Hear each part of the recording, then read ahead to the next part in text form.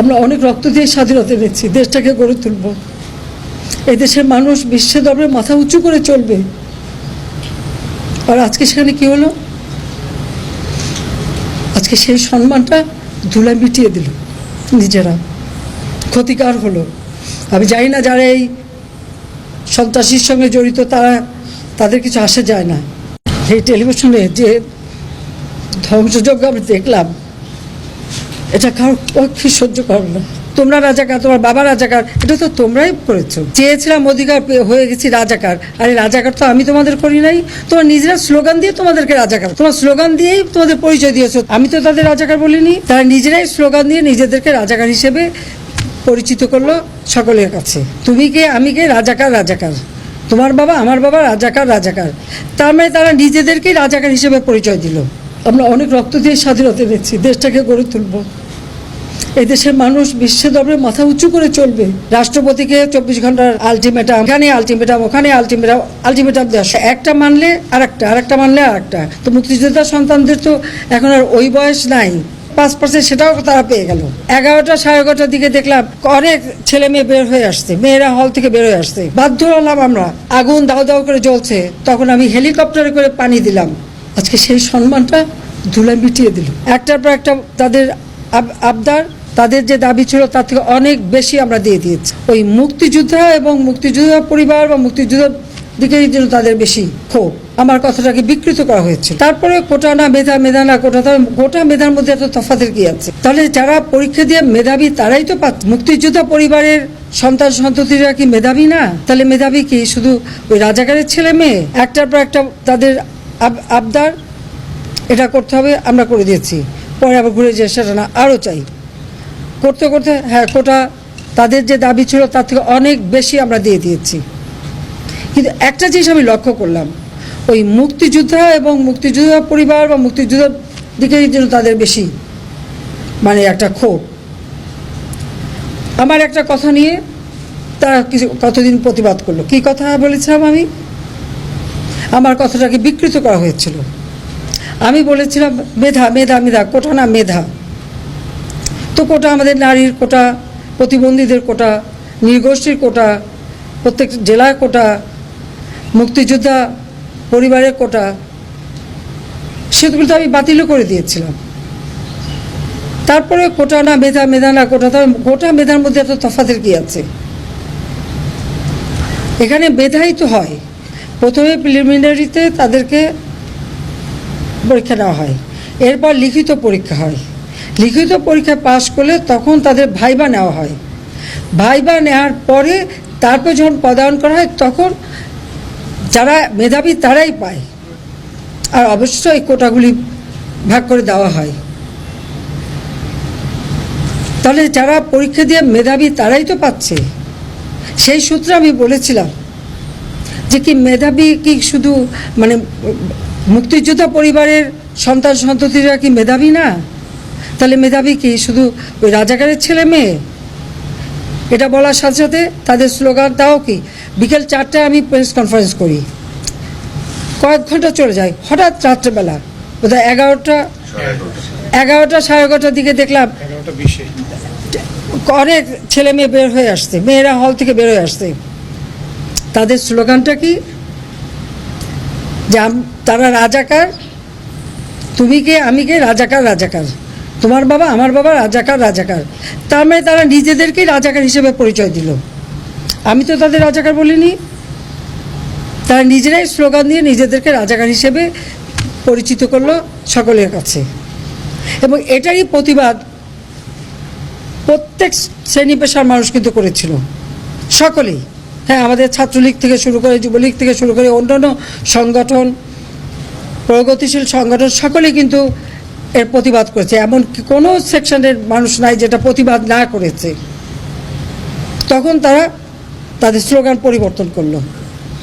কি স্লোগান?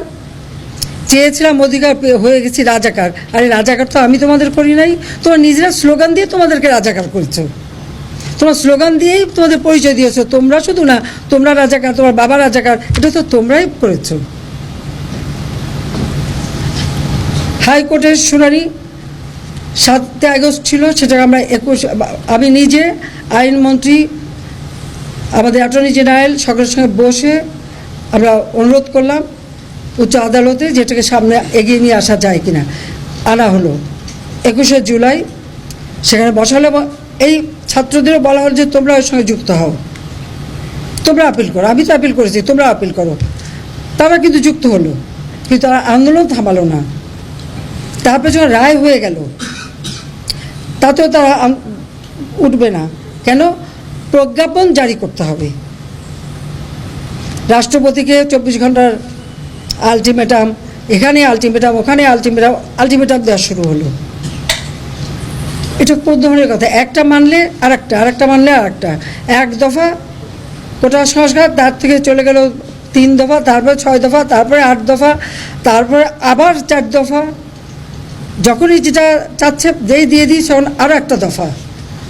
এই করতে করতে যখন প্রজ্ঞাপন, আইনমন্ত্রী বলেন এটা তো সময় লাগে, তারপর আইনমন্ত্রী কিন্তু বলে দিলেন যে আমি মঙ্গলবারে প্রজ্ঞাপন করে দেবো। ঠিক সেই মতো প্রজ্ঞাপনও করে দেওয়া হলো। প্রজ্ঞাপন যখন পেয়ে গেল, তারা যা চেয়েছিল তার থেকে বেশি, তাদের 90% ছিল, 93%। আর মুক্তিযোদ্ধা ছেলে সন্তান লেখা হলো। তো মুক্তিযোদ্ধার সন্তানদের তো এখন আর ওই বয়স নাই যে 30 বছরের কেউ না যে তারা এখন চাকরি পাবে।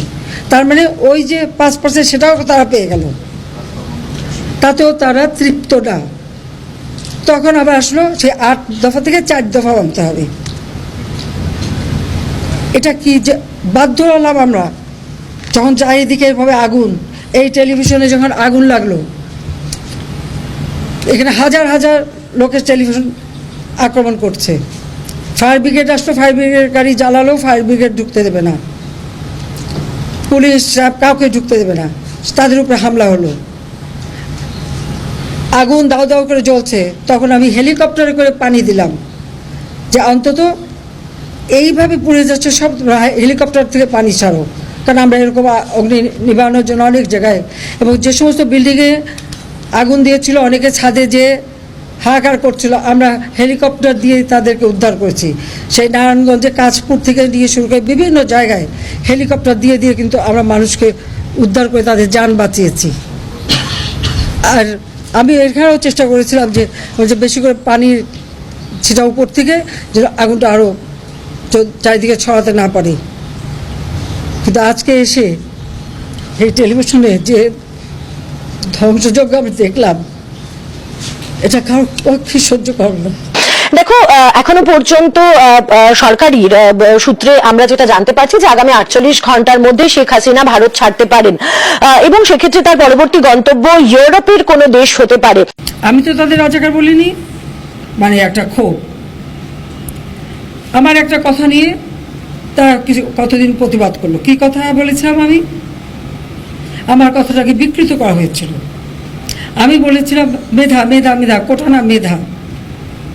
তো কোটা আমাদের নারীর কোটা, প্রতিবন্ধীদের কোটা, নৃগোষ্ঠীর কোটা, প্রত্যেক জেলার কোটা, মুক্তিযোদ্ধা পরিবারের কোটা, সেগুলো তো আমি বাতিলও করে দিয়েছিলাম। তারপরে কোটা না মেধা, মেধা না কোটা, তার কোটা মেধার মধ্যে এত তফাতের কি আছে? এখানে মেধাই তো হয়। প্রথমে প্রিলিমিনারিতে তাদেরকে পরীক্ষা নেওয়া হয়, এরপর লিখিত পরীক্ষা হয়। লিখিত পরীক্ষা পাশ করলে তখন তাদের ভাইবা নেওয়া হয়। ভাইবা নেওয়ার পরে তারপর যখন পদায়ন করা হয় তখন যারা মেধাবী তারাই পায়। আর অবশ্যই এই কোটাগুলি ভাগ করে দেওয়া হয়। তাহলে যারা পরীক্ষা দিয়ে মেধাবী তারাই তো পাচ্ছে। সেই সূত্রে আমি বলেছিলাম যে কি মেধাবী কি শুধু মানে মুক্তিযোদ্ধা পরিবারের সন্তান সন্ততিরা কি মেধাবী না? তাহলে মেধাবী কি শুধু ওই রাজাকারের ছেলে মেয়ে? এটা বলার সাথে সাথে তাদের স্লোগান, তাও কি বিকেল 4টায় আমি প্রেস কনফারেন্স করি, কয়েক ঘন্টা চলে যায়, হঠাৎ রাত্রেবেলা বোধহয় 11টা 11:30টার দিকে দেখলাম অনেক ছেলে মেয়ে বের হয়ে আসছে, মেয়েরা হল থেকে বের হয়ে আসছে। তাদের স্লোগানটা কি? যে তারা রাজাকার, তুমি কে আমি কে, রাজাকার রাজাকার, তোমার বাবা আমার বাবা, রাজাকার রাজাকার। তার মানে তারা নিজেদেরকে রাজাকার হিসেবে পরিচয় দিল। আমি তো তাদের রাজাকার বলিনি। তারা নিজেরাই স্লোগান দিয়ে নিজেদেরকে রাজাকারী